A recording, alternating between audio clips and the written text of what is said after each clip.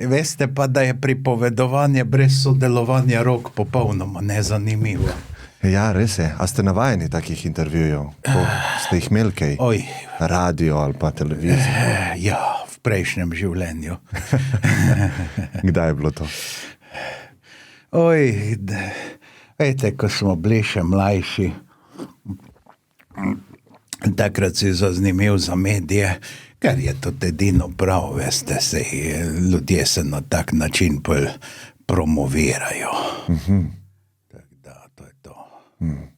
Kako ste pa našli v bistvu to smer raziskovanja ali pa zgodovino na splošno? Zato, ker sem totalni outsider. A mi malo več poveste o tem? Kaj mislite s tem? Da pravzaprav ne pripadam nobeni kakšni smeri ali vse opazujem od zunaj. Torej, moral sem predavati, začeti zelo zgodaj, tako da se na neki način nisem mogel formirati na normalno, da bi pač toliko in toliko let pa potem v tujini in tako dalje. To sem se moral pač kar sam napraviti. Potem mi je profesor Melik rekel, da je škoda, da ne napravim še iz druge stroke doktorata, pa sem ga. Od začetka se mi je zdel to zelo pameten nasvet, potem pa če dalje manj, ker imaš potem sam početverjeno število tistih, ki te ne prenašajo, pa jim nič nočeš. Iz kere smeri vam je še predlagal? Najprej sem bil iz literarne vede, potem pa še iz zgodovine. Tako da, to je to. Zakaj pa zgodovina, ali pa kje vidite vrednost te vede? Zakaj je pomembno, da... Zaradi orientacije. Zelo preprosto povedano, da vemo, odkot prihajamo. Potem je seveda tudi na neki način navajeni smo racionalizirati svoje premisleke in tisto, kar se je zgodilo, se razume velikokrat kot razlog za to, kar sedaj je. In zdaj, včasih je tako, včasih pa seveda ni tako, ker ljudje vedno lahko rečejo vsaki stvari ali ja, ali pa ne, ali pa na pol ja, in potem stvarnost je seveda rezultat delovanja tako zelo številnih in seveda še bolj kot delovanja dela, tako zelo številnih ljudi, da je potem zgodovina zares zanimiva in je nepredvidljiva, in obsega celotno življenje. Glejte, tisti, ki imajo 2 doktorata, imajo iz neke določene stroke, potem drugi je pa ponavadi iz zgodovine te stroke, kar je na neki način je naravno, zlasti v humanistiki je velikokrat tako. Srečal sem že veliko takšnih ljudi, ki so na ta način prišli do recimo druge stroke, pa seveda potem zgodovina je neomejena, pa te potegne še k tretji in tako dalje. To je tako kot tiste Russellove želve, ki je Bertrand Russell razlagal pač, da je zemlja okrogla, v resnici je hruškasta, potem je pa ena gospa rekla, zelo zviti ste, mladi mož, precej prepričljivo razlagate to, ampak seveda nimate prav, kajti zemlja je ploskva. In seveda Bertrand Russell je mislil, da zdaj pa jo ima, Ja, že, ampak ta ploskva je verjetno že na nečem, Ja, pa pravi, ja, seveda je. Ja, na želvjem oklepu, želva ga prenaša. Ogromna želva. In potem je on mislil, da je še bolj zvit, pa je rekel, ja, ampak kje pa je želva potem, Ja, na še večji želvi, Ja, in potem do konca tako. Želva na želvi. In na neki način, ni to krasna metafora za to, kaj je zgodovina,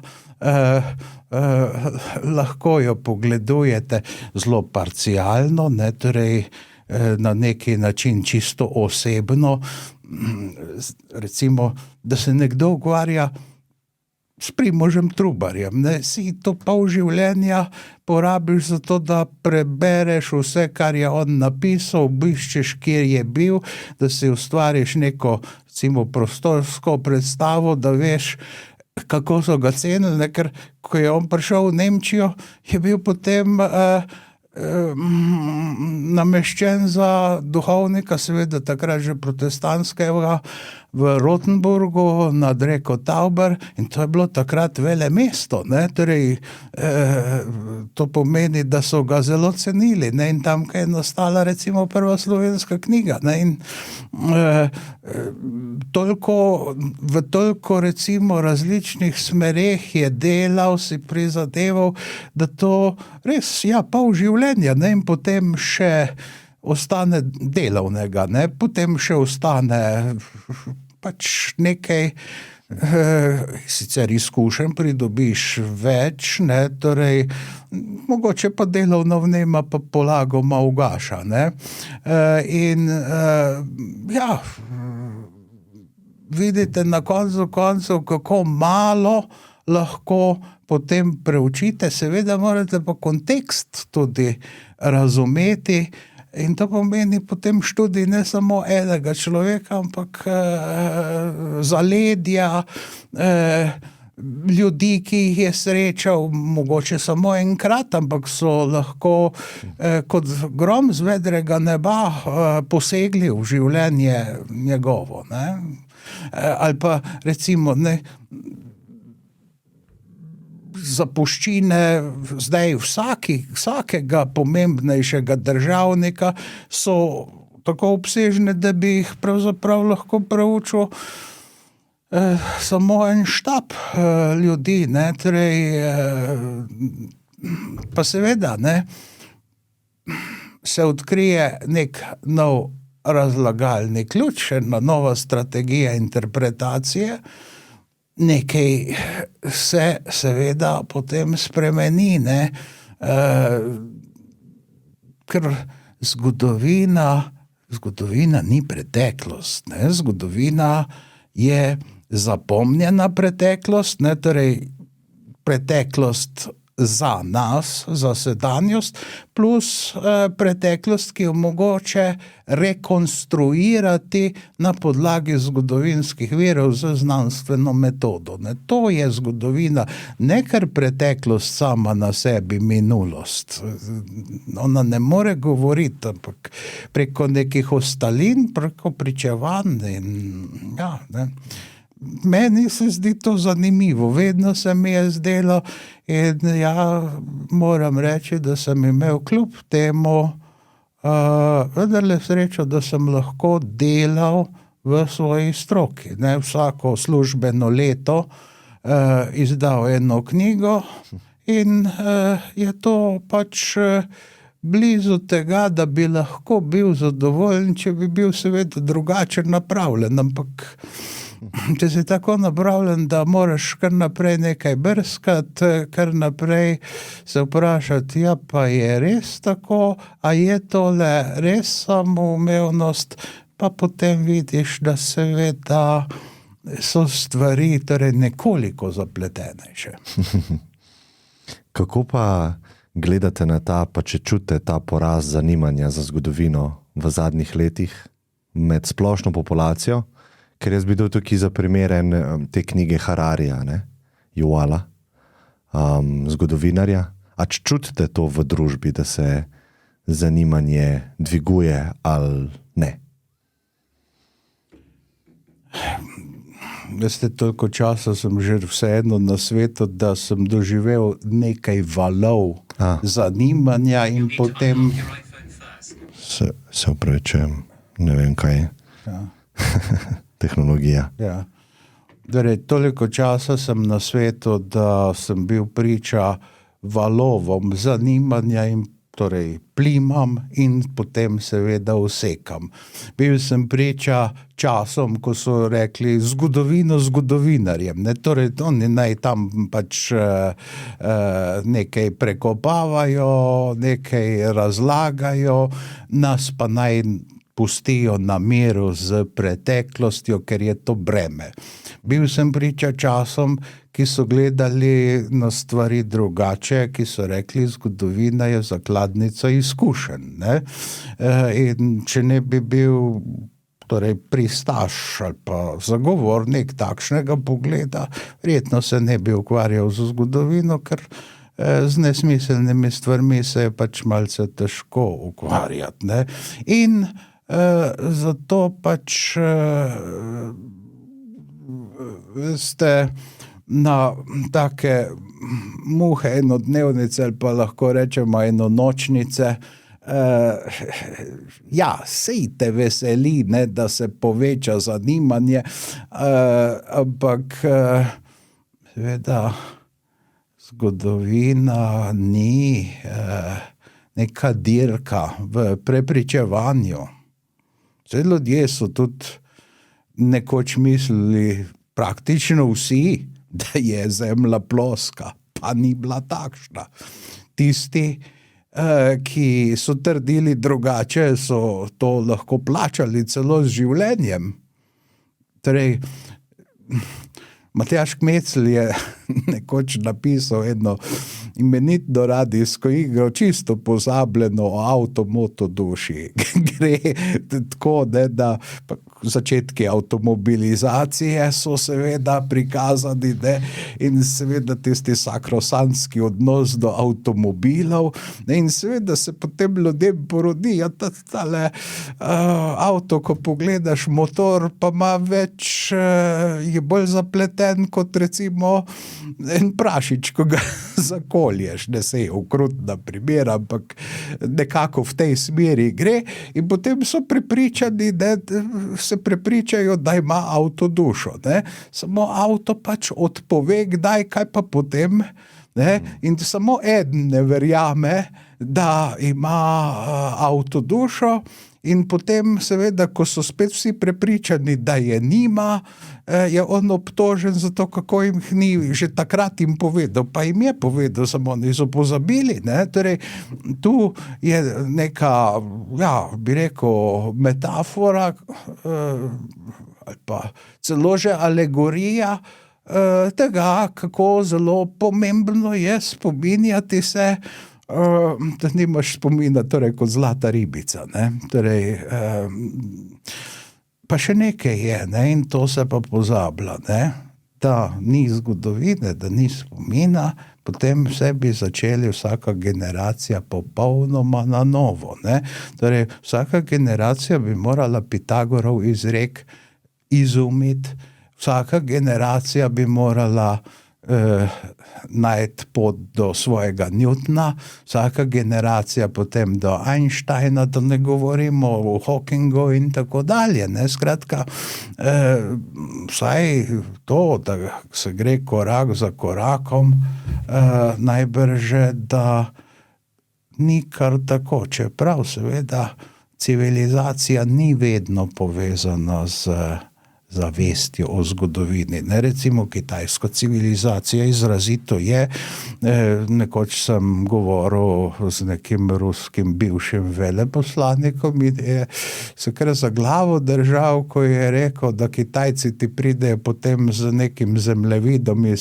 17. stoletja, ja, pa takrat je bilo tako, ne, in vse imajo seveda pod v evidenci, ne.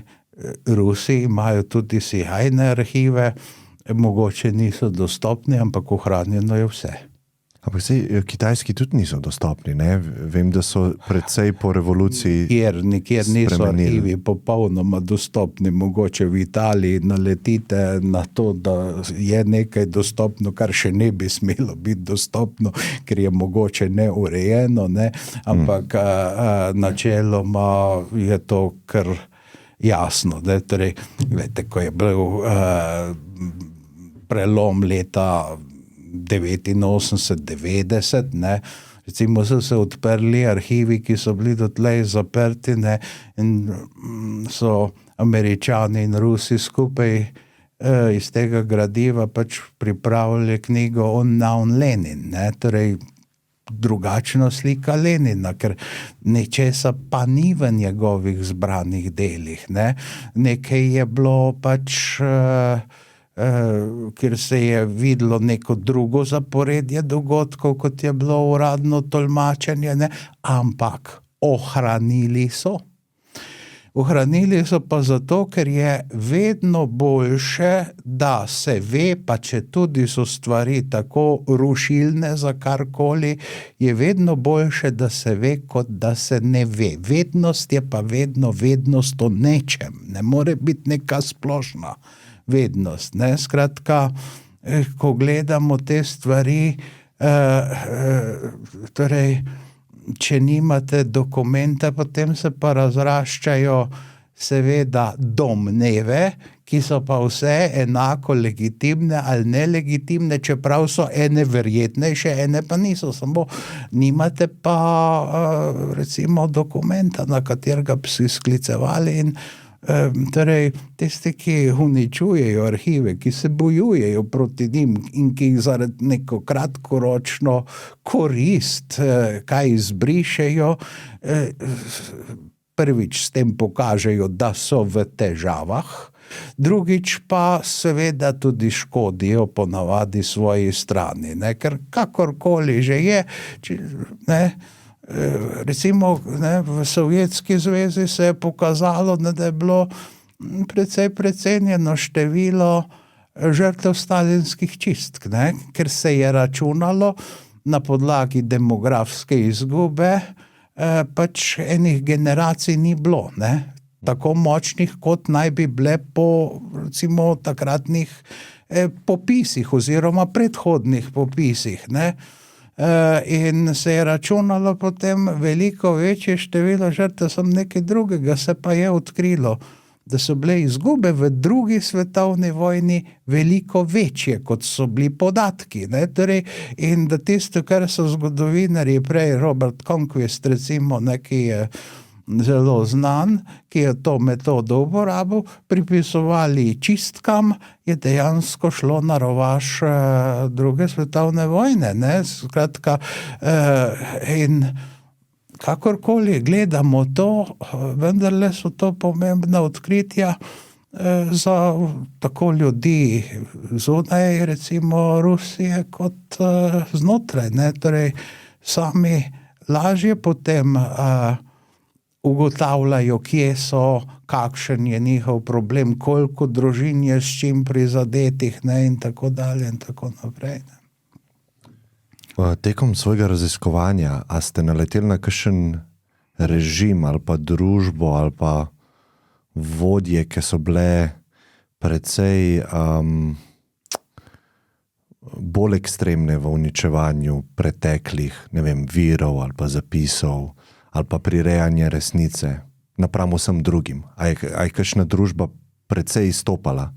Glejte, se je dogajalo to v času, ko se je dogajalo, recimo, poglejte, samo en primer, ne, v nacističnih dokumentih ne boste našli te ljudi bomo pa pobili. Ne, evakuirali, likvidirali. Likvidacija je knjigovodski pojem, ne? Ampak ko nacisti govorijo o takih rečeh, zdaj, ko imamo ključ, vemo. Ne? Torej,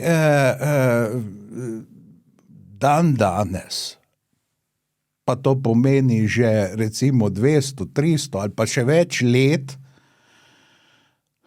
se vsakdo zaveda, da se dokumenti arhivirajo in da so stvari, ki jih pač besede, ki jih ne bomo uporabljali, ampak so pa neki nadomestki, ker ljudje se morajo razumeti. Tisti, ko dobi ukaz o likvidaciji, verjetno ne sme misliti, ne, da bi tam neke zapiske, neke firme ali kaj takega, da se na to nanaša. Ne? To so grozljive stvari, ne? Ampak take stvari preimenovanja se uporabljajo vedno, ampak se pogledajte diplomacijo. Ne? Torej, ko izdajo diplomati komunike, da so bili pogovori odkrita izmenjava mnenj. To prevedeno v naš običajni jezik pomeni skregali smo se, v ničemer se nismo sporazumeli. Ne? Torej, da so potekali v prisrčnem duhu in tako dalje. Ne? Ja, to pomeni nek normalen pogovor, kot ga imava midva. Ne? Skratka, torej ne ravno mogoče just perfect harmony. Ne? Ali pa, ne? Torej, to so na neki način zakodirana besedila, ampak si na vse zadnje predmeti si ne dajejo sami imen. Ne? Se to je abeceda strukturalizma, ne, si to vidimo pri onomatopejskih besedah, ne, torej v slovenščini se petelin oglaša ali pa v nemščini drugače kot v angleščini ali pa v francoščini, pa so to glasovi, ki se posnemajo, ne, ampak se vendarle reproducirajo pa v vsakem jeziku mogoče malce drugače, ne.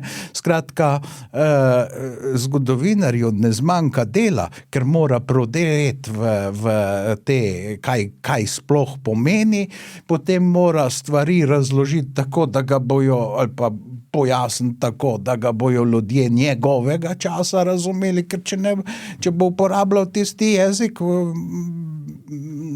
recimo srednjega veka, že pri mirah, ne, bojo težave, ne. Spomnim profesorja Gestrina, on je bil specialist za takšne stvari, da sem ga vprašal, kak bi bilo najbolj primerno pri mirah, je pa rekel, kar tako napište, kot je v viru. Ne, in jaz sem rekel, ampak kaj pa to današnjemu bralcu pove? Ne, nič, ne. Torej, je rekel, ja, ampak vi ne veste, recimo, katero razumevanje neke stare mirske enote je bilo v določenem kraju. Ne, in potem, mislim, kot se danes reče, nekaj stvem, ne, angleški zgodovinar in politik je bil laboristični poslanec, ne, je ugotovil, da je recimo Friedrich Engels Marksu in njegovi družini daroval, da so lahko preživeli okrog $500,000, ne. Seveda, to je na tisto leto zračunano, ne, torej, ali pa mogoče na kakšno leto prej, ne, to niso dolarji iz leta 1930, ki so bili, je čisto nekaj drugega, to niso pač dolarji iz časa Marksa in Engelsa, ne, ampak so seveda dolarji iz časa, ko je ta, torej zgodovinar raziskoval to problematiko, ne. Ampak to je zdaj že pač recimo, 10 let, to so zdaj druge mere, ne. Torej, inflacija napravi svoje, pa še marsikaj drugega, ne. Zdaj, tu smo vedno v nekem premikajočem se stanju, ampak gledajte, sej na vse zadnje pojem zgodovine, to se tam nekje pri Heraklitu, mislim, da pojavi. In seveda ta filozof je znan po izreku vse teče. Torej, ko zapaziš spreminjanje sveta, je pa mogoče vendarle važno, kakšna je bila prej slika, ne? Torej, ali pa v kakšni fazi so te spremembe, ne? Ker Heraklit, mislim, da ga ne interpretira preveč nasilno, če rečem, da poudarja zlasti enost vsega, ne? Torej, to je kot en lok, ki ima sicer res skrajnost in izgledajo popolnoma nasprotne, ampak vendarle so eno, ker samo potem lahko napneš torej, in uporabiš lok kot lok. Ne? Torej, in seveda, ne, in Herodot, ki je pač potem oče zgodovine, ne, je malo kasneje, ne sta še sodobnika, ampak je naslednja generacija. Ne? Tam vidimo, nekje se pojavlja zavest o tem, da so prejšnja stanja, pa mogoče, da kaj povejo. Ne? In Herodot lepo potem pove, ne? Da piše zato, da se ne pozabijo slavna dejanja Grkov in barbarov. Torej, nas in drugih. Ne? Torej, zgodovina, tista, ki je recimo enostranska, samo nas, že od začetka ni v redu, sicer pa sej. Kdo bo bral ali pa se zanimal, ne, če imaš na eni strani same junake, na drugi strani same bedake. Potem se sam vprašaš, kako oni kaj mislijo, ne, ker sej vemo, ne, torej na slovanskem jugu je pregovor, ne, reklo modrost, ne, kad ne možeš da ga tučeš, onda se mu pridruži. Ne, torej, to je neka pač ljudska modrost, ki pa, ker poglejte, ljudi sodobnosti velikokrat se tako zgodi, tisti, ki je na oblasti, ima vedno mnogo pristašev, ne, pa se oblast spremeni. No, vse to je znana anekdota, ne, iz francoske revolucije, ko nekoga pač tam, ki je bil znan po preobratih, pridejo neki ljudje k njemu, ne, pa za koga je? Ja, za naše, vendar. Ne, kdo so naši? Enkrat so eni, enkrat so drugi. Ne.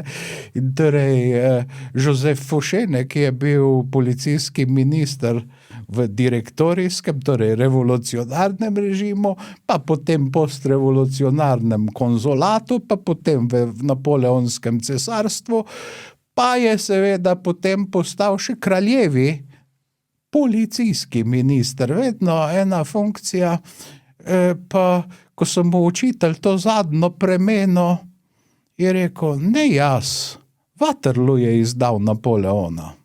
Vsi bi bil še potem tudi Napoleonov minister, da bi bil Waterloo se pač drugače šel. Ne? Torej, pač cinično, ampak ja, takšni ljudje so ob veličastnih zelo torej, da rečem, kremeniti, torej neustrašni, junaški in hkrati tudi načelni, so torej tudi ciniki, skratka vsakršni ljudje poseljujejo prostor zgodovine. Ne? Pa recimo vedno se poudarja tudi toliko načelnost, ne? Ampak so situacije, recimo, ne poglejte, recimo Antona Tomaža Linharta, ki v enem pismu pravi, kot razsvetljenec ne morem biti srečen, da se Biblija prevaja. Ampak kot človek tega prostora pa moram biti. Zaradi tega, ker bo to praktično edina knjiga, ki bo dosegla ljudi. In njemu je to bilo očitno važno, ker je postal dramatik. Zakaj je postal dramatik? Ja, vrhunska literatura se je v tistem času, ko je bila velika večina ljudi še nepismenih, srečevala z običajnimi ljudmi samo preko odra. Ni šlo drugače, ne? In zato je on tudi dramatik, hotel je biti praktičen, seveda tudi, ker je hotel izboljšati svet, ampak vsega ne moreš od danes na jutri, ne? Tisti, ki bo bral Sveto pismo, bo mogoče bral še kaj drugega, kdaj pozneje tudi, ampak tisti, ki pa Biblije ne bo bral, ne? Tisti bo pa težko postal kdajkoli, kajkoli drugega, ne? Mislim, takšna je bila v tistem času logika, ne? In, veste, on je lahko bi se reklo, da je nenačelno se nekje zaustavil v svojih načelih, ampak praktični razsvetljenci, nasploh razsvetljenci so takšni, ne, sej, torej večina razsvetljencev, ja, seveda, ampak ta miselnost je za nas, ob nas so pa še ljudje, ki jim to ni dostopno, ker so preveč preprosti, ne, in tako dalje, ne. Torej, drugače misli seveda potem Jean-Jacques Rousseau, ne, ki pač je tudi res med vrhunskimi razsvetljenci, francoskimi. Mislim, da je on francosko pišočimi, ne, torej, da je on edini, ki je meščan, vsi drugi so plemiči, ne. Drugi so plemiči in seveda izhaja iz tistega sveta, njihovi problemi so seveda takšni in takšni, ne. Oni se despotijo vidijo kot težavo, glavno težavo, ne to, da mora človek od danes na jutri pač preživeti, ne, torej, veste, ko se je, včasih je bila veliko ožja volilna pravica, ne, torej v veleposestniški skupini glasovalcev je bilo nekaj 10 ljudi izvolilo državno-zborskega poslanca ali pa deželno-zborskega pri nas, ne, in problemi, s katerimi se taka politika ukvarja, ali pa problemi, s katerimi se ukvarja politika, ki mora za to, da poslanec pride nagovoriti recimo 5-6 tisoč ljudi, ker je vseh glasovalcev recimo 10 ali pa koliko tisoč, to so popolnoma drugačne dimenzije, ne, in seveda je pa res, ne, da eni problemi pa pol tudi, ko volilna pravica postane množična, pa ostanejo na repertoarju, ker ja, politiki prepričajo ljudi, da je tisto pač bistveno, ne, torej ne samo tisto, kar je od danes na jutri, ne. Razsvetljenstvo ste omenjala, ne? Ja. A bi lahko se malo spustila v to tematiko, pa te vrednote? Pa kako so sploh v tistem času nekako prišle v zavedanje ljudi, da so pomembne, ne? Tega gospoda ste omenjala, ne? Verjetno je cenil znanje, pa je rekel, bom žrtvoval to, da bo pač Biblija edina knjiga, ampak to nas vodi nekam v boljši svet, ne? To je zelo taka zanimiva ideja. Pa vsaj manj slab, ne. Torej, veste, razsvetljenci so večinoma zelo, ja, bi rekel, veličastni zato, ker so se znali kje tudi ustaviti. Ne, ker vsako stvar lahko zdaj, Ekstrem. Ne samo ekstrem, jo spraviš na, torej tudi v drugi pol, ne, torej, sej zelo preprosto povedano, ampak res zelo preprosto in zelo schematično, ne. Razsvetljenstvo je neka alternativna slika, vizija krščanskega sveta, ne, torej alternativa temu, ne. V francoskem razsvetljenstvu, ne, se delijo ljudje na kristjane in filozofe, ne. Filozofi so razumljeni seveda razsvetljenski filozofi, čeprav imajo kristjani ravno tako veličastne filozofe, ne. In samo en človek je to dvoje znal združiti, ne, in to je bil Giacomo Casanova, ki je rekel, živel sem pač kot filozof, umiram kot kristjan. Torej, človek, ki je bil tudi zelo praktičen, ne.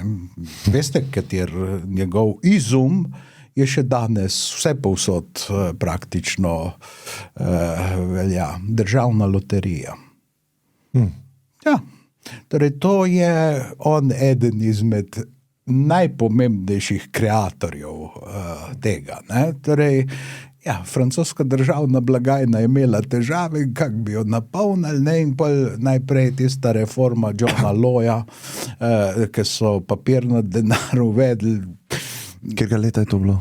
To je v 18. stoletju, ne. John Law je tam v začetku, takoj po Ludviku 14., ker Ludvik 14. je izzival praktično celotno Evropo, ne, ampak evropska civilizacija je sestavljena, ne, torej to ni kot Kitajska, ki bi imeli en sam center, ali pa recimo tudi Inkovska, ne, ko so Španci inkovskega vladarja umorili, ne, zvijačno seveda, se je celoten imperij podrl. Ne, evropska civilizacija je drugačna, je več središčna, to je že od poznega rimskega imperija, ne, ko imate Bizanc, pa Rim, pa potem še germanski svet in tako dalje, pa potem se pridruži še slovanski, skratka, ne gre čist enotno, ne, in torej po teh vojnah Ludvika XIV., ki je bil eden izmed te vrste ljudi, ki so mislili, da bo pač, Evropa, da bo nekoliko povečana Francija, Francija je pa po znani krilatici prostor, ki obdaja Pariz. No, takrat je bilo pa drugače, torej, ki obdaja Versailles, ne.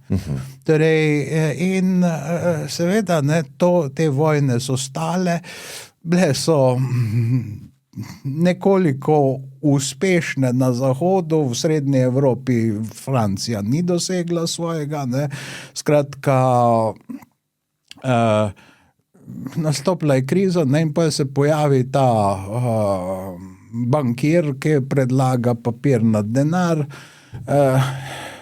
in to je, sled tega je še danes v Franciji.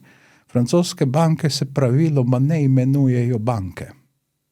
Ampak, kaj ste, milijonski kredit ali nekaj taka, Societe Generale ali kaj takega, ne, ker je izraz banka od takrat tako osovražen, ne, ker je šlo, mislim, da je imel John Law v načrtu goljufijo, ali mu je samo spodletelo, o tem se lahko pogovarjamo, ne, ampak ne bova končala, ker so se že pred nama, bova rekla, pametnejši ljudje, bolj informirani o tem menili, ampak na vsak argument je bil protiargument, ne.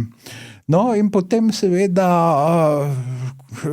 pride ta regentski režim in tam, torej takrat je ta reforma, pa potem zavlada Ludvik XV, ki ima pa seveda kompleks, bo tako imeniten Koprednik, ne. Ja, ni bil, ne, torej vojne so se več ali manj končevale zdaj slabo za Francijo, ne. Skratka, ampak Francija pa postala intelektualna velesila, ostala, kot je bila že prej, oziroma je bila še celo močnejša intelektualna v kritiki, ne. In zdaj, to je tista podlaga, ki zagotavlja resonančni prostor kritikom absolutizma, ne. In zdaj seveda razsvetljenci pač vidijo, ali pa mogoče začneva čisto na koncu z Josefom de Maistreom, ki je rekel, ki je nasprotnik razsvetljenstva, in še marsičesa, povezujejo ga potem kot tudi z zelo mračnimi ideologijami 20. stoletja, kar je mogoče pretirano, ampak bil je kritik modernega sveta in je rekel tako. Videl sem Francoza, videl sem Rusa, videl sem, pač lahko naštevamo zdaj do konca, ne. Zahvaljujoč Montesquieju vem, da je celo lahko Perzijec, ne, ker je Montesquieu napisal perzijska pisma, ne, in tam opisoval, kako bi Perzica videla Evropo, ne, zelo duhovito je, ne. Ampak človeka pa nisem videl nikjer. In če obstaja, je zelo dobro skrit. Torej, razsvetljenci so pa videli ravno človeka, ne glede na vse tiste stvari, da so vedeli, da je konkreten človek tak, eni so učeni, eni niso učeni, eni so bogati, eni niso bogati, eni so taki, drugi so drugačni. Ampak vendarle so videli to, kar mislijo razsvetljenci s človekom. to je tisto, kar vse ljudi druži. In lahko si predstavljate, da nekje če je to A, da torej razsvetljenci vidijo takšnega človeka, potem je nekje ne ravno Ž, ampak ena izmed srednjih črk deklaracije o pravicah človeka. Vsakega, ne? Ja, vsakega, ja. Zato, ker je nekdo človek, ima takšne in takšne pravice, mu gre to. Ne? In seveda, ne, kaj je tisto, kar dela človeka. In tako zelo preproščeno, ampak vendarle mislim, da ne prehudo in zelo jasno rečeno je to, da verjetno ni človeka, ki ne bi hotel biti srečen. Ne? Ampak seveda, gledajte, na drugi strani pa ima tudi krščanstvo vidi človeka. Ne? To ni neka ekskluzivna vera nekega ljudstva, ampak je vera za vse in vsakogar. Samo odkot je to človek, ja, iz njegovega božanskega izvora. Ne? Torej, vemo, kako krščanska vera to razlaga. Ne? In mogoče je torej delež krščanstva pri tem seveda tudi zelo pomemben, kajti nekdo se je odločil podati opozicijo krščanstvu, ne recimo konfucianizmu, ne recimo nekemu drugemu generalnemu pogledu. Ne? Ampak, gledajte, to je spet debata, da ne končava čez teden dni, ne? Kdo naj bo pa poslušal. Ampak, ne, torej sreča. In zdaj, ko vemo, da to je tisto, kar je pri človeku, potem se zastavi naslednje vprašanje, ki bi bilo seveda lahko tudi cinično, pa ni cinično, ampak opozarja pa na cinizem nekoga, tudi današnjih mnogih zakonodajalcev, ki ljudem dajo pravico, ne pa tudi in pa ne pomagajo k uresničitvi te pravice. Ne? Poglejte, ne, mi imamo vsi pravico do pitne vode, ustavna kategorija, ampak kako pa ti to pravico uresničiš, je pa tvoja stvar. In to je cinično. Ne? Seveda, ne, ker če priznaš neko pravico in ne priznaš pa, recimo, ali pa ne pomagaš k temu, da človek pride do tega, to nekaj ni v redu. Ne? Ampak razsvetljenci so bili vendarle toliko načelni. Ja, torej, vsakdo ima potem pravico do sreče, ne? Če je to tisto, kar nas druži. In vsakdo ima potem ne samo to, ampak tudi pravico, da si prizadeva za to. Ne? Ja, ne? Ampak kako naj pa to napravi, da naj hodijo eni prek drugega? Ne, seveda ne smeš škodovati drugemu. Ne? To se pravi, ljudje morajo biti v tistem pozitivnem pomenu besede med seboj bratje, enaki, enakopravni seveda, ne? In seveda še nekaj je, svobodni morajo biti, ne? To je napad pravzaprav na koncu koncev na feudalizem, ne? Ne more biti drugače, čeprav seveda razsvetljenci pa vedo, v kakem svetu živijo, ne? In to svoboda, enakost, bratstvo, to so pač gesla francoske revolucije, ne? Ampak razsvetljenci in revolucija sta pa dva pojma. Tisti razsvetljenci, ki so še živeli v revoluciji, so bili ali preganjani velikokrat ali pa celo njene žrtve. Cilji, ne, francoske revolucije so mogoče res razsvetljenski, ampak pot do tega pa ni. Torej, razsvetljenci so reformisti. Svet je kakršen je, ampak ne, škode delati, ljudi ne moreš na silo osrečevati. Eden vidi srečo v tem, eden vidi jo v nečem drugem, ne. Zdaj seveda to je zelo komplicirano, ne.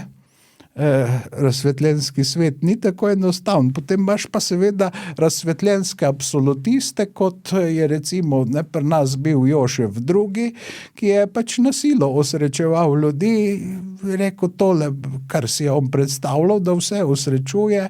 Nekaj je bilo takega, ne, verjetno torej tolerančni patent, ki ga je torej slovaški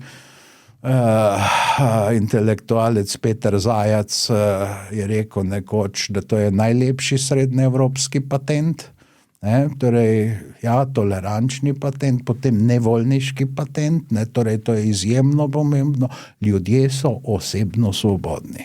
Ne, torej, to je ukrep Jožefa II. In njihove vezi s fevdalnim gospodom so samo še preko grunta. Pa tam ker ji on obdeluje torej zemljo, ki je v fevdalnem razmerju do graščaka. Ni pa več on osebno, on lahko gre, seveda, kam pa naj gre? Se ni to doba industrije. V recimo kakem pristanišču rabijo razmeroma malo recimo delovne sile še, ne.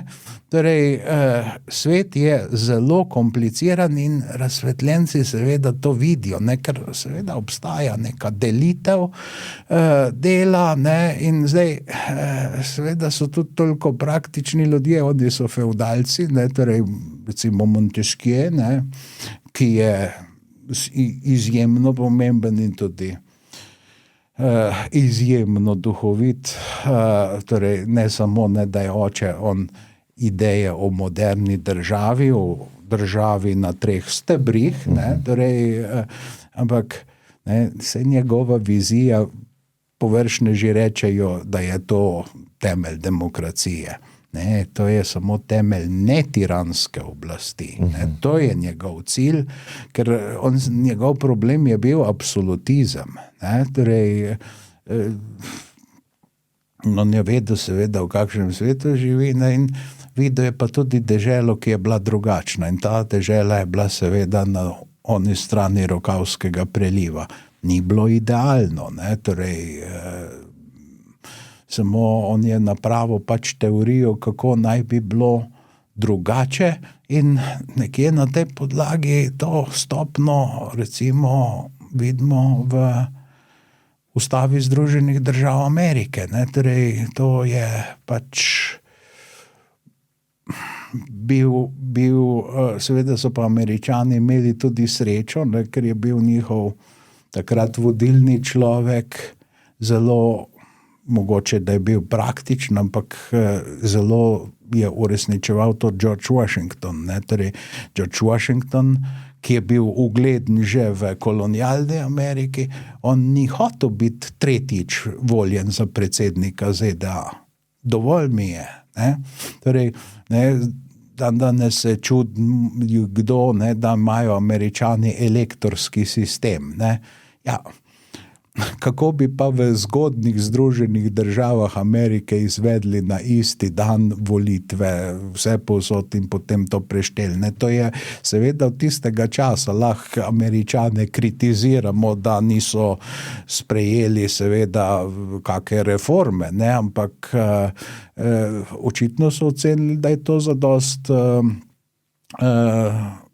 da ljudska volja pač pride tudi do izraza, ne, in seveda, ne, torej Združene države so bile takrat pravzaprav prva država, ki se je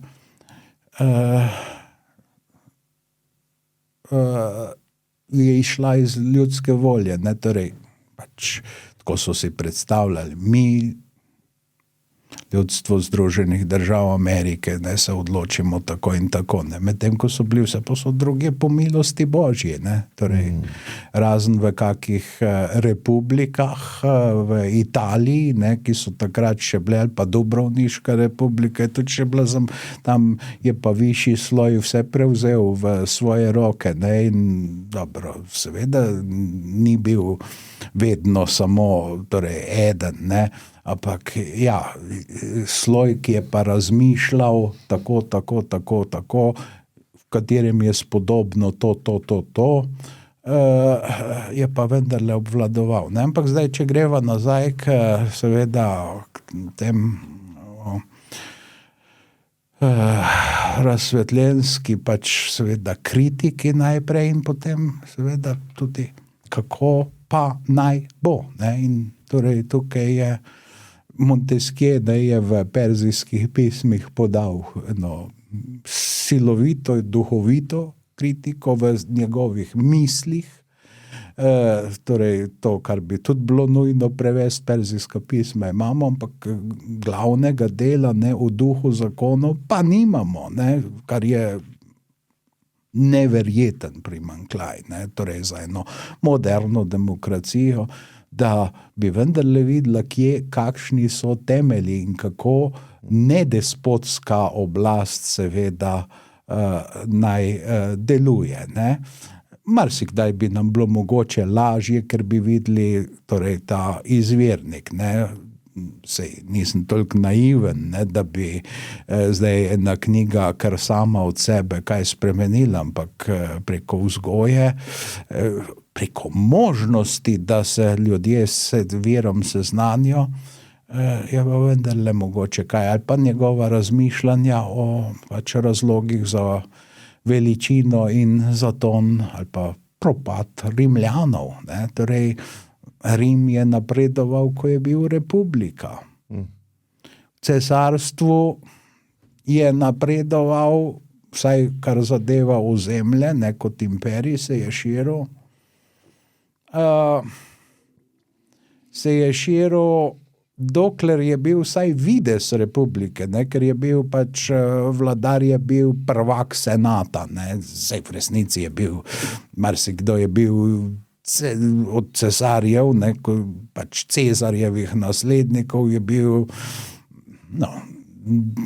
nor do te mere, da je bil celo Caligula proti njemu normalen človek, ne, torej pa je bil že tisti fejst premaknen, ne, če je za konzula razglasil svojega konja, recimo, ne, ampak se to ni neka takšna norost običajna, to je politično je hotel povedati, glejte, vi, ki se potegujete za konzulate, ne, vi senatorji in tako naprej, kaj ste, ne?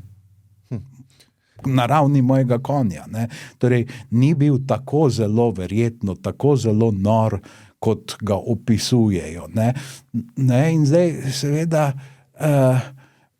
to je pomembno. Zakaj ga opisujejo kot tako norga? Ker so vsi zgodovinopisci izhajali pač iz senatskega sloja ali pa delili vsaj ideale tega senatskega sloja, ne?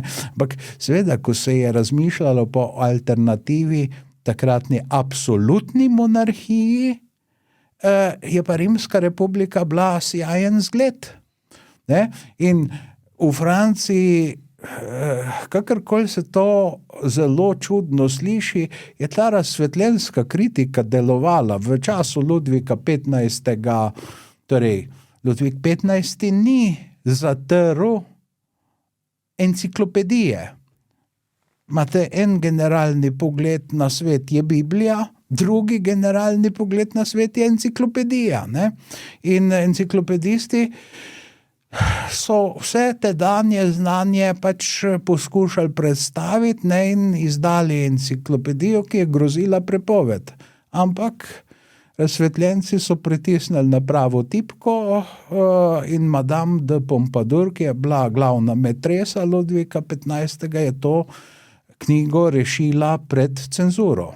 Potem, ko nje ni bilo več, ko so bile druge glavne metrese, je dodatek izšel v Amsterdamu, ne. Skratka, ja, ne, ampak vendarle, ne, torej ta knjiga je išla, ne, mimogrede, v 18. stoletju so ženske imele daleč največji vpliv do sedaj na zgodovino, ne. Torej, gospa de Pompadour je vendarle ima tudi drugo plat, ne, to se pravi prorazsvetljensko in je za zgodovino pomembna.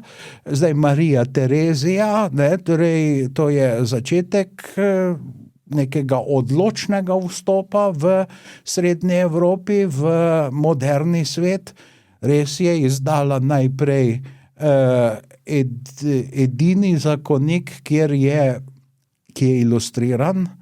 Ilustriran je pa zato, da pokaže, kako se izvaja tortura, ampak to se velikokrat pove, ampak je pa tudi tista, ki je to preklicala in je ukinila torturo, ne? Zdaj, če pomislimo, kako so jo prakticirali v 20. stoletju, moramo vendarle priznati, da se je na svojih napakah učila, ne? Pa ni bila razsvetljenka, bila je preprosto praktična, ker je videla, da jo je nabil Fritz Pruski, ne, ki je, torej pruska država je bila pa veliko manjša kot Avstrija, ne, ampak bila je moderno upravljana, ne, in praktična kot je bila, kaj bomo ukrenili, ja, Prusijo bomo posnemali, ne.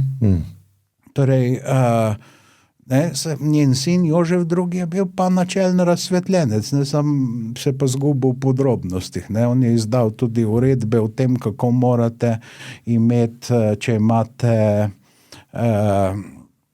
rože na oknih, na lončkih, ne, ali pa v koriteh, da morajo biti torej tiste okenske police vgrajene, da ne bi rože padale dol in da ne bi komu razbile glavo. Celo s takimi stvarmi se je ukvarjal, ne, torej pokopavati ne smeš ljudi v krsti, ker gre les, ampak jih zaviti v platno, ne, torej seveda takšne stvari se niso prijele in ne, v času, ko je bil on Jožef II. V Franciji, ga je njegov svak, ne, torej Ludvik XVI. Označil za tirana. Torej, pa je on formalno bil absolutist, seveda je bil tudi Jožef II., ampak tukaj se vidi, kako je vendarle miselnost v Franciji tudi napredovala, torej Ludvik XV. Seveda je še tak absolutist klasičnega kova, režim Ludvika XVI. Je pa že nekaj precej drugega, ne, in torej res, da je Ludvik XVI. To rekel pod vplivom svojega ministra, zunanjega ministra Veržena, ki Jožef II. Je hotel od Francozov soglasje, da si priključi Bavarsko. Veržen je razmišljal, to nas zapelje spet še v eno vojno s Prusijo, pa smo že bili fejst stepeni v 7-letni vojni in takrat smo izgubili celotno francosko Ameriko, ne. So doline reke Mississippi, Quebec, pa še neke važne pritikline, ne. Skratka, totalen polom, ne. In Veržen je sanjal o tem, da bo naslednja vojna seveda, ko bo do nje prišlo, da bo maščevanje za 7-letno, ne, in ja, v resnici je to prišlo, ne, torej, ko so se Združene države nastajajoče uprle Britaniji, je Francija poslala svojo floto in odločilno pripomogla k neodvisnosti Združenih držav, ne, in zdaj, seveda, vsak si je prizadeval za svojo srečo, če smo, sam seveda, ne, sreča za neke državnike je nekaj drugega, ne. Veržen je sicer sijajno mislil in mu je tudi na neki način uspelo poravnati, ker te kolonije so postale neodvisne, vendar francoski državni dolg je bil pa takšen, da mu niti loterija ni pomagala.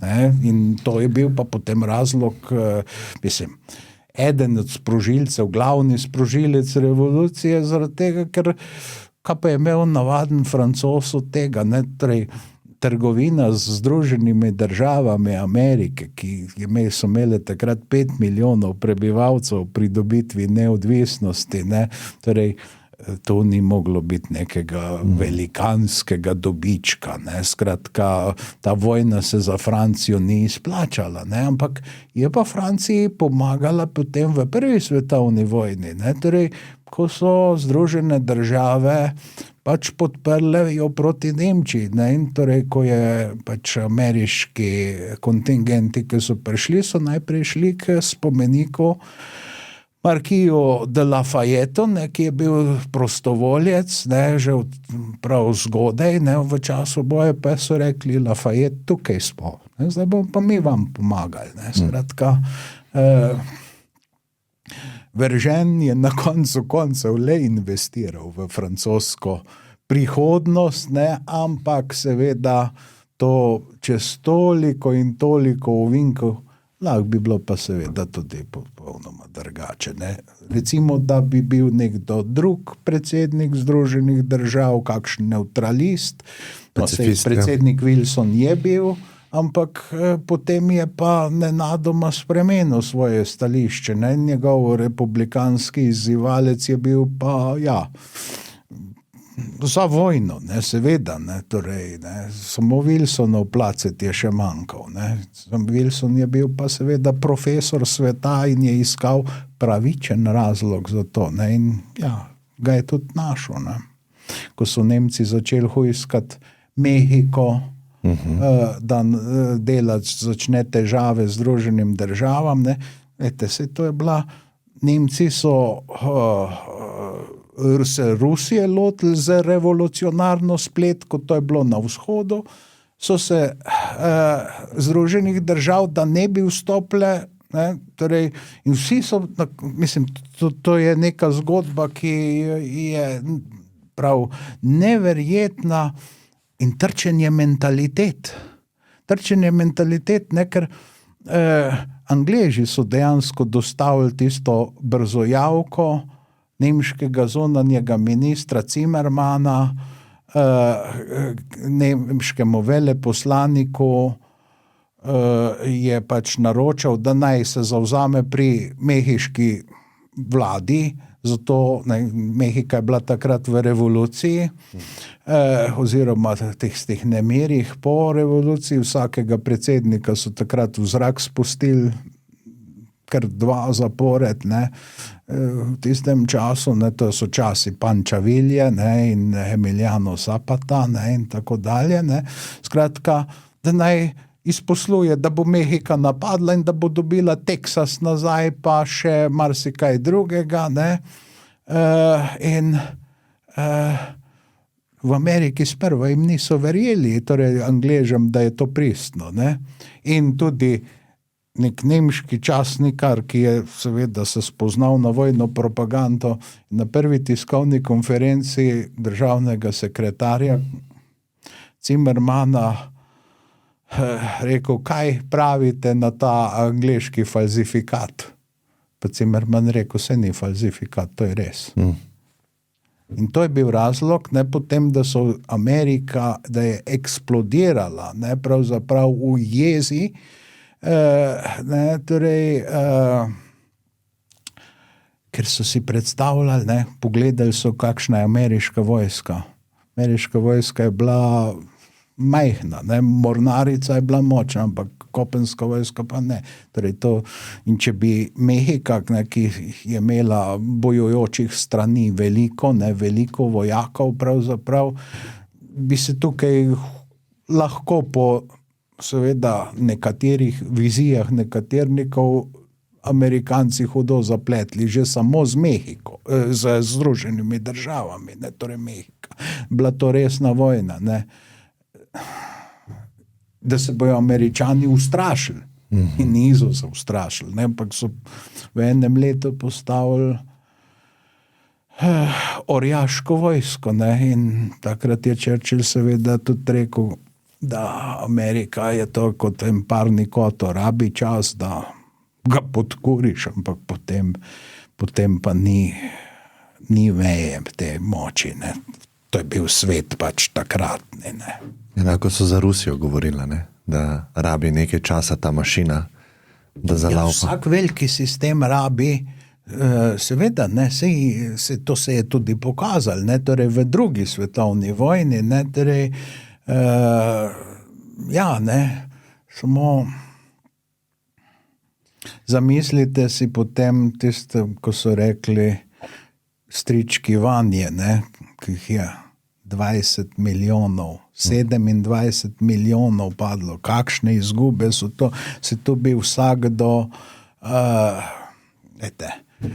Italija ali pa Francija sta izkrvaveli v prvi svetovni vojni, ne, torej, če pomislite na Soško fronto, ne, napadati v hrib, se to je, mislim, Italijani niso bili slabi vojaki, imeli so neskončno slabe generale, kar je bila seveda za Avstro-Ogrsko in da Slovence ugodno, ne, ampak seveda Italijani so plačali res strahotno ceno in v drugi svetovni vojni samo, da se tole ne ponovi. In Francozi v začetku enako. Ja. Ne, torej, ker se je nepričakovano podrla Francija, pa so imeli zahodni zavezniki leta 40 večjo silo na razpolago, ne, Nemci so morali pa še seveda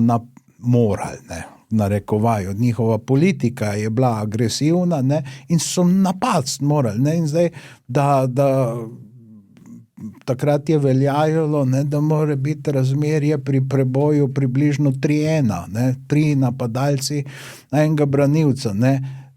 Obrambnih sil je bilo pa, so imeli več orožja razen v aviaciji so bili Nemci, torej močnejši, ne, sam problem je bil v tem, kako so bile kakšne vojske vodene, ne, torej, to pa je izobrazba, ne, in zdaj razumemo, zakaj so razsvetljenci tako zelo upoštevali tudi dejansko stanje in, ne, torej, revolucionarji pa seveda, to mora biti vse od danes na jutr, ne, in potem, če se nekdo upre, pa se veste, Murphyjev zakon je, ne, če se zatakne, pritisnite močneje, če se stre, je skrajni čas za nabavo novega.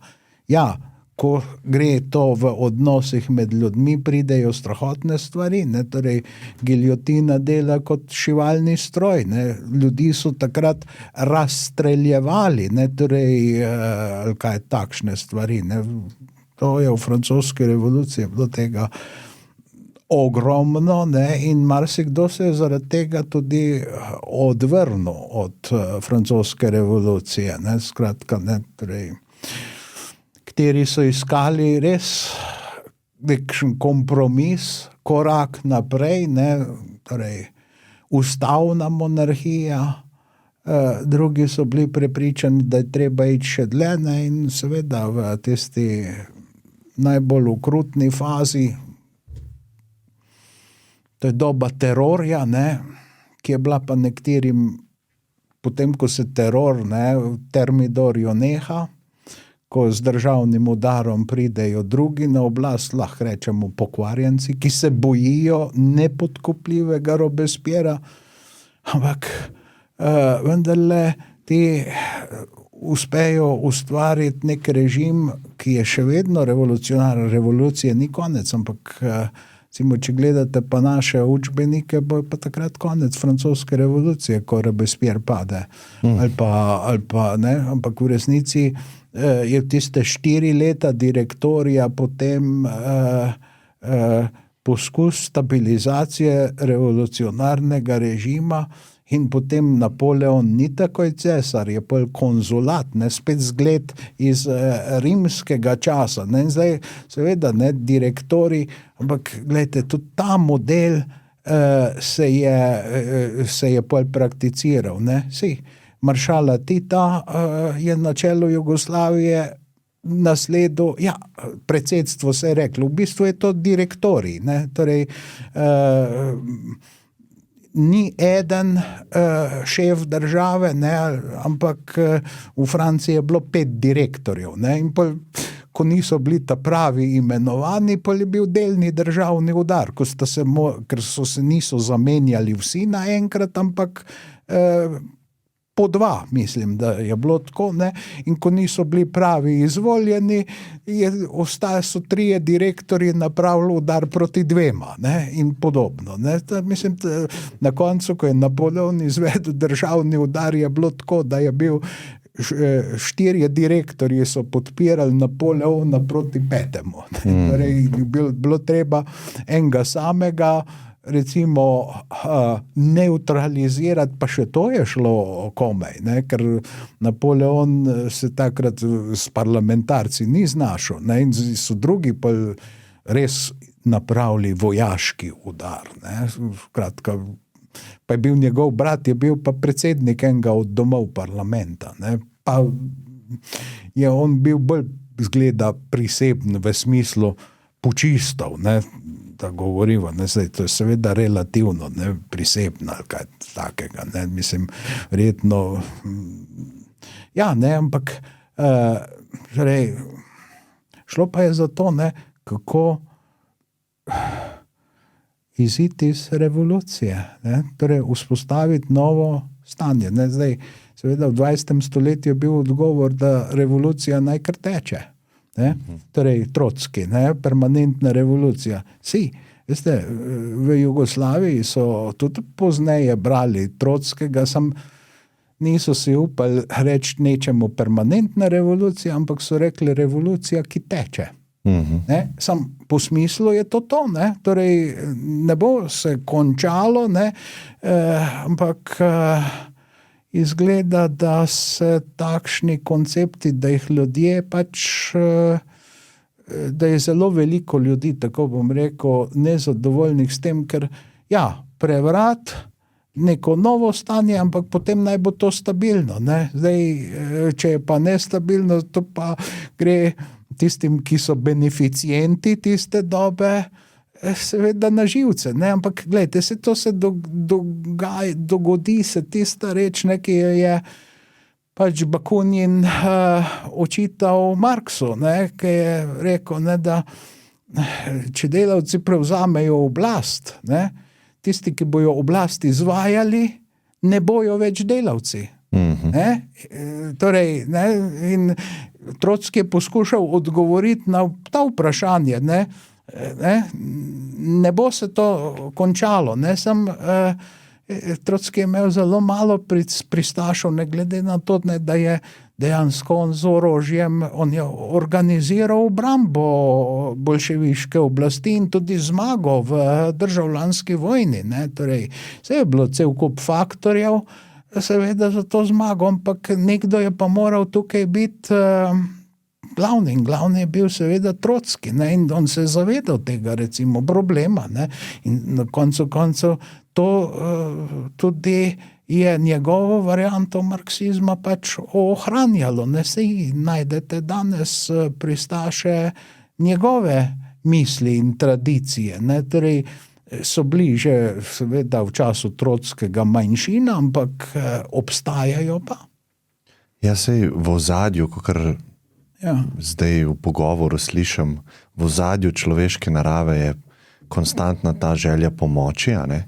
Ker imamo organizirane že nekaj časa družbo v hierarhijah, ne? In kar mi je zelo zanimivo, ko sva rekla glede razsvetljenstva, pa te ideje svobode, slehernika, pravice človeške, da lahko zares na 2 načina samo pridemo do tega. Eno je ta način Združenih držav, kjer nekdo, ki ima moč, pa ima možnost prevzeti oblast, se temu odreče v Washington. Vidite. Samo še to, ne? Drug način pa je ta način revolucije, kjer od spodaj navzgor, ne, ljudje v bistvu silo vzemejo svobodo nazaj, ne.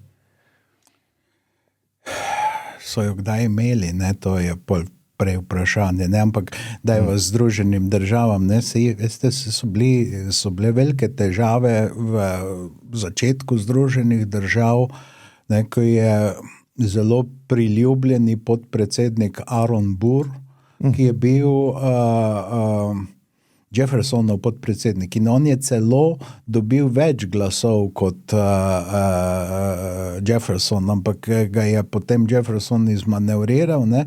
Skratka, on naj bi snoval državni udar. Zdaj, koliko je to res, to eni pravijo tako, eni pravijo tako, ne vem, če imamo v Sloveniji sploh kakega strokovnjaka za ta vprašanja, ne. Nekateri smo brali vsaj Gora Vidala, ne, tega najimenitnejšega pač političnega romanopisca, kot ga je označil Gabriel Garcia Marquez, in je res napisal sijajen roman o teh rečeh, ampak na neki način seveda tudi zelo revizionistični roman, ne. V tej svojem ciklu o Združenih državah Amerike, ne, ampak ja, seveda, zdaj pri revoluciji je pa seveda to, ne, da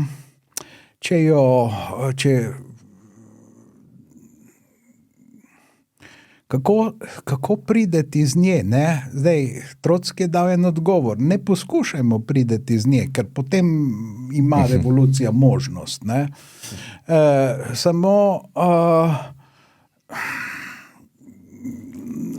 če je pa kar naprej, pa velika nevarnost, seveda, da bo, glejte, kaj je bilo v Robespierrovem obdobju francoske revolucije se zgodilo. To, ne, da je on najprej je seveda obračunaval s tistimi, ki so bili na desni, pa je pa ugotovil, da tisti, ki so na levi, da tudi niso njegovi, in je z njimi tudi obračunal, ker je hotel uveljaviti kult najvišjega bitja, ne. In se je tam v eni modri obleki pojavil, govoril, ne, takrat so se mu pa že začeli smejati, ne, ker na vse zadnje, ne, prej govoriš, razbijaš oltarje, tako rekoč, ne, potem pa novi oltar postavljaš, ne, in tukaj je problem vsake revolucije, ne, ker ponavadi tisti, ki jo izvedejo, ne najdejo naslednikov, ker vedno kadrirajo po načelu zvestobe, ne pa sposobnosti. Svet se pa spreminja, ne. Zdaj, ena možnost je seveda ta, ne, da celoten svet zavzameš, ne, torej, ja, ne, ampak to verjetno ne bo šlo, ne, ali pa, poglejte, ne, recimo pa zdaj Kitajsko, malo kdo bo rekel, da je to zdaj komunističen svet, ne, Kitajska, ampak mislim, da sem jaz eden redkih v Sloveniji, ki meni, da je tako. Ja, res? Ja, zakaj? Marx je ugotavljal, ne, da v komunizem, oziroma pač sej ni tega mogoče tako poimenoval takrat, ampak da lahko greš v nekaj modern svet in komunizem je za njega modern, seveda, ne, torej nekaj, kar bil je prakomunizem po njegovem, ne. Zdaj, arheologi tega enakosti niso odkopali, ne. Vse posod so bili eni grobovi bogatejši, ne. Bom rekel tako, ne, vse posod je bilo svobodno tržaško ozemlje, cona A pa cona B, ne. Do zdaj, ne. Zdaj, a je bilo kdaj prej kaj drugače, ampak nekdo, ki je imel moč, je bil vodja, ne, in tisti je imel pač tudi že na začetku verjetno pljučno pečenko, ne, medtem ko šibkejši so pa tam kake stegnenice, če so dobili, ne, mislim, govoreč malce brezvestno, ne, ampak ja, tako je v naravi. Situacijah, kjer so ljudje na življenjskem minimumu, ne, kjer je glavno vprašanje preživetje, ne. No, in seveda zdaj Marx ugotavlja, ne, da naprej ne gre drugače kot z zahodnim produkcijskim načinom. da iz orientalskega produkcijskega načina ne prideš nikamor. Da iz slovanskega ne prideš. In zdaj, če uporabite pa ta ključ, potem sodobna Kitajska uvaja zahodni produkcijski način, oziroma tistega ima pri Marksu je germanski, ne, germansko-romanska ljudstva. Ne. Zdaj, seveda, ne, lahko kdo reče, da je tole cinično, ne, ampak v teoriji se da to seveda braniti, ne, in vidim pri mnogih zgodovinarjih, žal, to se pri nas malo bere, pa takšna razlaga ne bo tako zelo čudna, kot je zdaj tukaj pri meni. Verjetno, da, ne vem, boste dobili veliko nezadovoljnih glasov, ampak če marksistično teorijo resno vzamete, je to tudi ena izmed možnosti razlag kitajskega razvoja. Kaj bo pa pozneje, to bo pa seveda pokazal čas. Ampak to je uvajanje zahodnega produkcijskega načina in zdaj moramo priznati, da so Kitajci v tem prilično dobri. Ne? Torej, zaenkrat. Ja, zaenkrat, ja. Ker recimo tehnologija, mogoče, da jim kdo zdaj očita, kar so nekoč Japoncem, ne, da posnemajo, ampak ja, vsakdo nekaj posnema kdaj, ampak potem pa razvije. Ne, in zdaj, če pogledate recimo javni promet v Sloveniji ali pa v razvitih delih Kitajske, potem smo mi zelo slabi. Ne? Torej, da se jaz recimo peljem v Šentjur v 2 urah, to pa je dobrih 100 kilometrov, to je zelo slabo. Ne? Na Kitajskem sej ni vse povsod tako, ne? Ampak pri nas nikjer ne morete potovati bistveno hitreje. Poglejte, kako se recimo tistih nekaj kilometrov, ko bi Noje tesal barko, ne, od Divače v Koper. Ne?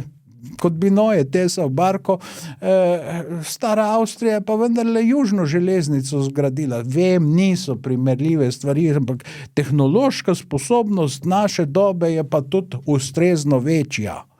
Ne, in zdaj, se pravim, sej ne gre idealizirati torej Kitajske, ne, torej tudi danes so predvidevanja, da bo njen vodilni trenutek v zgodovini razmeroma kratek zaradi tega, ker ne, zdaj prihajajo na površje tiste generacije, ena družina, en otrok, ne, torej ljudi jim bo mogoče manjkalo, Indiji jih ne bo. Indija, ki je imela 1976. leta zadnjo lakoto, ne, torej ljudje so umirali od lakote, je ta problem rešila, danes je Indija recimo v teh po tej materialni kulturi seveda še zelo za Kitajsko, ampak vendarle in tisti veliki produkt je pa na polovici kitajskega. Ne? In to je spet parni kotel, ki se zaganja, ne, da uporablja to primero. Ni parni kotel, to so zelo moderne tehnologije. Ne podcenjujemo problemov, ki jih imata obe veliki deželi, ampak poglejte, zakaj se pa Američani zdaj odvračajo od evropskih problemov. To ni za njih nič več zanimivega, tam to niso nobeni tekmeci. Ne? Tu smo se odločili, recimo, ne, da bomo z direktivami ohranjali naravo, ne? Pa se upirali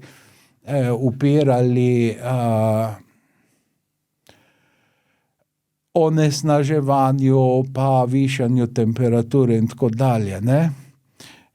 Kitajci in Indijci tega problema ne morejo zastaviti tako ne z direktivami, ampak s tehnologijo. Ker to je tudi način, ne, seveda, da bo z manj energije več produciranega, ne manj, ker kdo se bo pa odpovedal ugodju, doseženemu. Ne? Evropa je pa prišla do tega, torej, gledajte, od začetka novega veka, ne, tam nekje 16. stoletja naprej, je bila v Evropi lahko vsaka generacija prepričana, da bo vsaj malo boljše živela kot prejšnja. Ali je danes temu še tako? Odgovor je ne, ne more biti prepričano. Zdaj, pa ne govorimo samo o torej v materialnem smislu. Ne, je nek subjektiven občutek. Kaj pa šele potem v, recimo, tej intelektualni sproščenosti. Zdaj, seveda boste rekli, da ima Kitajsko s tem velike probleme. Ja, na nekem področju ja, ampak kar zadeva pa tehnološki razvoj, pa je to slika drugačna. Mogoče samo, Igor, je pomembno vprašanje je tukaj, ker sva tudi govorila o osebni svobodi. In vprašanje, ki se mi zdi zelo pomembno, je, ali je nesvoboden človek lahko inovativen. A ima lahko možnost za revolucije, mogoče notranje, pa revolucije družbene, a ne? In moj občutek, a ne, kot nek laik, ki gleda na zgodovino, je, da ponavadi so družbe, ki so imele to vrednoto visoko, bolj inovativne, a ne? Seveda, ker so bolj sproščene, ne, gledaj, sej, to je ena enostavna primera, ne, ker če vi na čovnu pustite veslati samo eni strani, ali samo desni, ali samo levi, potem bo čovn se vrtel v krogu. Ne? Torej, to seveda je res, ampak nekaj pa je še tudi drugega res. Ne? Kakšne so vrednote nekega določenega okolja? Zdaj, osebna svoboda vendarle to so splošne stvari, ne, torej, ampak ne pozabimo, da to se je porodilo leta 1941, ko je ameriški predsednik Roosevelt v poslanici, torej tej letni poslanici kongresu, čisto v začetku povedal, kaj je cilj politike Združenih držav. Kakšen svet? Torej, to so 4 svoboščine. Ne? Torej, svoboda mišljenja, svoboda verovanja, torej svoboda govora, svoboda verovanja, prevedeno tudi mišljenja. Potem sta pa še 2. Prostost pred stisko in prostost pred strahom. In predsednik je vedno dodal, kjerkoli na svetu, pa so mu svetovalci rekli, pa kaj nas zanimajo prebivalci v Džabi. Pa je predsednik rekel, morda nas do zdaj niso, ampak tu je en svet. Ne? In torej, to je še vedno utopija. Vemo, zakaj vse se je zauzemala Amerika pozneje. Sej tudi predsednik, ki je to izrekel, ni vedno vse optimalno napravo, ne? Ampak vendarle upal si je povedati, pa ni bil od začetka nek velik odziv, ampak potem je to postal pač razlog, da se ustanovijo Združeni narodi. Poglejte, kje so danes Združeni narodi. Nikjer, dobesedno nikjer. Ne? Prvi predlog za zastavo Združenih narodov so pa 4 stebri in to so tile 4 stebri, ne? Torej svoboda mišljenja oziroma verovanja, svoboda govora, kjerkoli na svetu, prostost pred strahom in prostost pred stisko. Strah je pa tudi, ne, to prej nisem poudaril, ne, in to je zelo pomembno za tisto, celo mogoče bistveno, ne, torej, da se ljudje ne bojijo povedati, kje so, mišljenjsko, da se jim zaradi tega pač nič ne zgodi, ne? Ker predsednik Roosevelt je prišel na oblast, ne, torej z volitvami leta 32, ne, potem 33 prevzame, ne, in njegov prvi govor je: edino, kar se nam je bat, je strah. Nerazumen strah, ki drobi vse pozitivne moči. Ne? In imel je srečo, ljudje so mu verjeli. Čeprav na neki način, logični način je to, kar je rekel, je nesmiselno. Vse to je tudi sam vedel. Ne? Ampak vendarle, ta strah je treba nekje zaustaviti in če ljudje ne zaupajo drug drugemu, potem poglejte, kaj se dogaja. Ne? Torej, ne? Niso pa vsi filozofi, ne? Torej, da bojo zadovoljni, da imaš za knjige pa za jedilo, ne? Ne? Ampak hočejo tudi to, ne?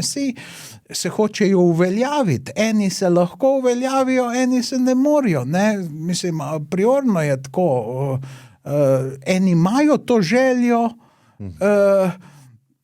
jaz zase lahko rečem, da najtežji del mojega življenja je bil, ko sem bil 15 mesecev nekakšni upravitelj oziroma vodja nekega inštituta.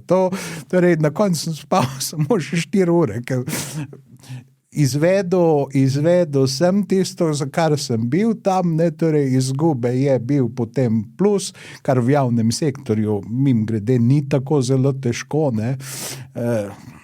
Priznajmo, to je nekaj čist drugega, ne, kot v zasebnem poslu, ne, gotovo, ampak nikoli več nič takega, jaz zato nisem sposoben enostavno. Ne? Ampak zdaj, če pa ne bi študiral razsvetljencev, pa sem znal zaustaviti, bog ve, kaj bi bilo. Ne? Ampak k sreči marsikdo misli, da sem zelo ambiciozen. In potem postavlja obrambne okope proti meni na popolnoma napačni strani, jaz pa lahko raziskujem naprej tisto, kar me zanima. Ne? Razumete, ne? Sej to pa je seveda en velik problem, ne? Ker ko uresničuješ svobodo, moraš vendarle tudi gledati, ne? Da ne preprečuješ drugemu, dajo svojo. Ne? Zato je pa tudi civilizacija do neke mere nujna, ker ne, nekdo, ki ne bo vzgojen tako, ki bi mu šele moral priti do tega, da ne zlorablja svoje moči, ne, če je pa toliko sposobnejši od drugih. Ne, glejte, ne, to je to. George Washington je rekel, dost imam 2 mandata. Ne? Dost imam. Sem bil. Kako producirati take posameznike v družbi? Ja, to je vprašanje vzgoje in to je najtežavnejše vprašanje. Sploh pa, Klemen, beseda, ki ste uporabili, mi ni čist nič po srcu. Veste, jaz sem Katera? Producirati. Ne da se to. Ne da se to ni stvar produkcije, ker mogoče sem staromoden, ampak človek kreirati, spodbujati? Spodbujati, ja, torej vzgoja, ja, ampak seveda ne morete pa nekomu ukazati. Mislim, ne bo delovalo, ker vsaka prisila na neki način odpor, ne. Glejte, ampak to je pa razlika. V mesecu novembru sem neki taki elitni družbi bil poklican, ne vem, kje so me našli. V Sloveniji? Ja, že v Sloveniji, ampak glejte, koliko je takšnih, ki radi grejo na kaj takega. Ne? Meni je bilo malo čudno, ne? In tam, kaj sem pač razvijal misel in so pa rekli, kako je to čudno bilo, čisto iz enega drugega sveta. Na eni strani ljudje, na drugi strani kadri. Stalin je rekel, ne, kadri rešijo vsak problem. Težava je človek, torej problem je človek. Ni človeka, ni problema. Kadri rešijo vse. Sej razumeva, o čem govoriva. Človek je nekoliko nepredvidljiv, ne? Torej, ne morete ga postaviti pa reči nekdo, ki je bil do zdaj sposoben, da bo jutri tudi sposoben, ne, se deluje Petrovo pravilo, ne, torej, ne, da vsak išče svojo stopnjo nesposobnosti, ne, in dober general poskuša postati predsednik, če je najsposobnejši za generala, je pa mogoče slab predsednik. No, torej, George Washington ni bil takšen primer, ne, da rečem, da se vrnem tu, ampak je XY primerov, ki so. Ne, in Petrovo pravilo govori, ne, da je svojo stopnjo nesposobnosti odkriješ, ko dosežeš svojo stopnjo sposobnosti, torej tisto, kjer si najsposobnejši, ne? Potem pa eno stopnico višje. Ja.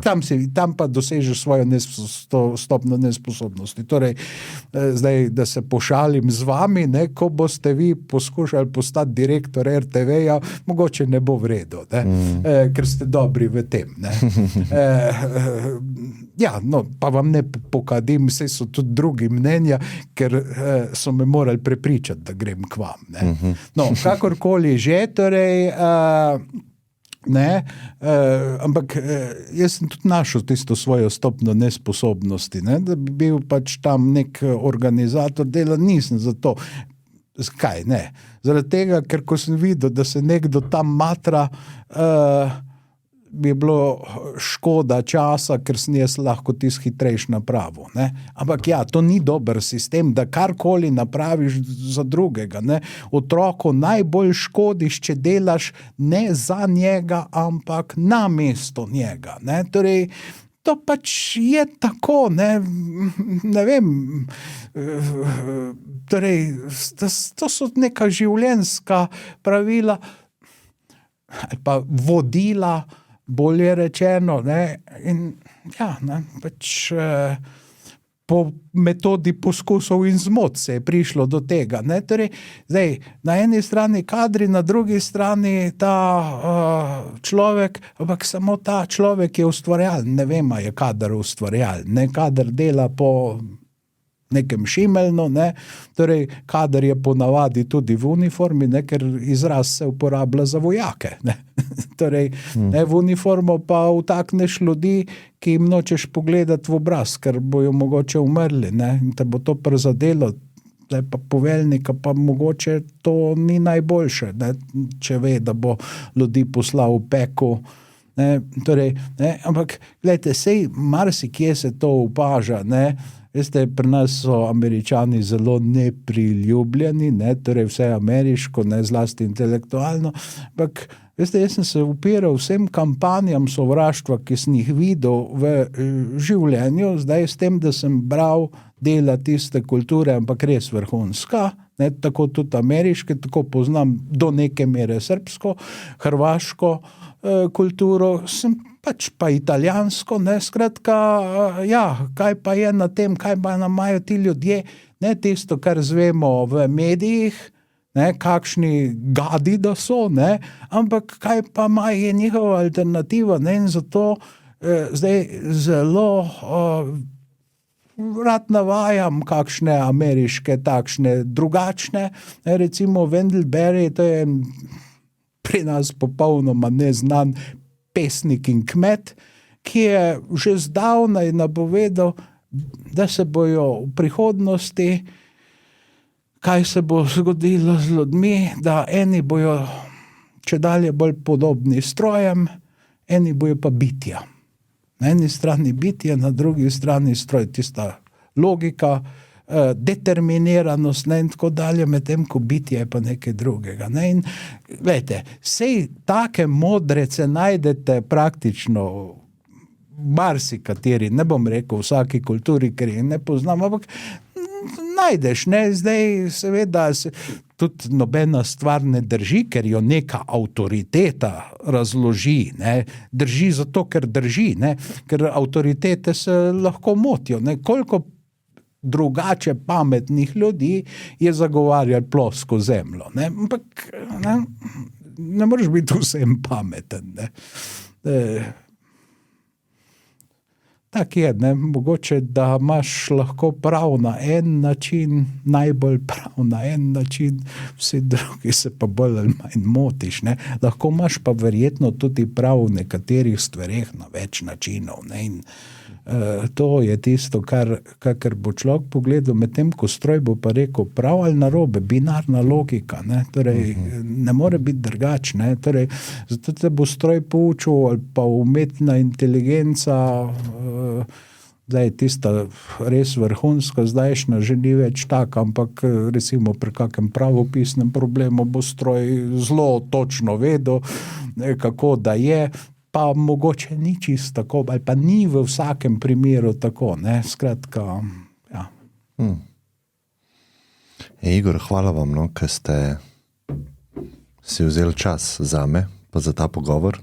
Rade volje, ker pač sem v javnem sektorju in to je pač naloga, ne, torej, ja, nekdo, ki nekomu nekaj prodaja, torej je seveda v drugačnem položaju, pa pri nas je pa to na ta način, ne, da mogoče koga vzpodbudiš recimo, da razmišlja podobno kot ti, drugega vzpodbudiš s tem, da se ti upre. In to pa je tisto, kar sva prej govorila, ne, to je tisto, da se rešijo ljudje seveda strahu, da predlagajo najboljše možnosti. Veste, pri nas, pa še v tistih kulturah, ki grejo navzdol, bo edino vprašanje, kdo kaj predlaga, ne pa kaj predlaga. Ne? In to pa je tisti kriterij, ne, torej, ki vam pokaže, ali je nek prostor v vzponu ali v zatonu. Ne. Ker koga zanima, dobro, seveda ni to spet čisto absolutno, ne moreš tam nekih fašistov poslušati, pa ne vem kaj takega, ne. To vendarle ne gre. Ne. Mislim, jaz tega že zaradi svoje osebne zgodovine ne morem, ne, ker vendarle so moji predniki deloma z Primorskega, ne, potem so bili, ko so bili na Štajerskem, so bili izseljeni zaradi nacistov in tako dalje in tako naprej. Ne. Jasno, da tukaj se jaz ne morem nadihvati, pa mi ni čist nič žal, da se ne bi, ne. Pa mi bo kdo rekel, ja, pa torej Izra Pounda, pa potem ne bom prebiral. Ne, sej vemo, v Italiji je Casa Pound, ne, sej, to je tudi mogoče zloraba Izra Pounda, ampak vendarle ne pa popolno, ne, ker on je le bi iztegval roko, pa tak naprej, ne. Per le guerre di domani, ne, ampak ne, sej vsak ima nekaj takega, kjer si ne bo dovolil, ne, ampak ja, ne, ampak na koncu koncev pa nekaj, torej premisliti je pa treba vendarle vsako idejo, ne, mislim, če je pa z neke dobre misli, ne, tako kot prav Prešern, ne, prijatelji, ki smo se združili, ker v srcu dobro mislimo, ne, lahko se seveda motimo. Jasno, ne, ampak to nam bojo pa drugi dobri ljudje povedali in nam ne bojo škodovali in se jih ne bomo bali. Ne, to je pravzaprav to. Ne. Ja, pa sej tudi taki pogovori, pa da sploh lahko to javno delava, se mi zdi, da se morava zahvaliti tem, o katerim sva govorila, ne, razsvetljenci. Ja, samo veste, glejte, cerkev na vse zadnje, poglejte, ne, dolžnost kristjana je, da širi svojo vero. Ampak zelo hitro so našli tudi prostor za alternativce. To so redovniki, ne, ki so šli v samostan, kontemplativni redovi. Ne. Tako da je to nek način življenja, ki dopušča tudi alternativo, ne, ki jo ne ožigosa. zdaj seveda nekdo bo rekel, vse je slabo tukaj, vse je slabo tam, ampak redko kje je vse slabo. Redko kje. Ne? Torej, ampak ja. Ne? A sploh kje? Ja, verjetno, glejte, to je tako vprašanje severno ali pa južnega pola, a si lahko še kje bolj severno ali pa kje bolj južno. Ne? Ja, ampak ja, lahko pa si v zgodovini, ker pola nista fiksna. Ne? Torej, ne, skratka, stvari so pa seveda tudi k sreči dinamične, ne? Bolj ko so okostenele, ne? Zdaj, večji so lahko problemi, sem po drugi strani pa seveda tam, kjer pa vse v takem magmatskem stanju, je pa zaradi drugih razlogov težko, pa vroče je. Ja, hvala, Igor. Bodite dobro. Hvala tudi vam za povabilo. Vse dobro tudi vam. Ljudje vas poslušajo. Ni za manj. Ni za manj. Je zastojn marsikaj, za manj pa ni. In to je bistveno, po mojem. Ja, hvala vam. No. Hvala.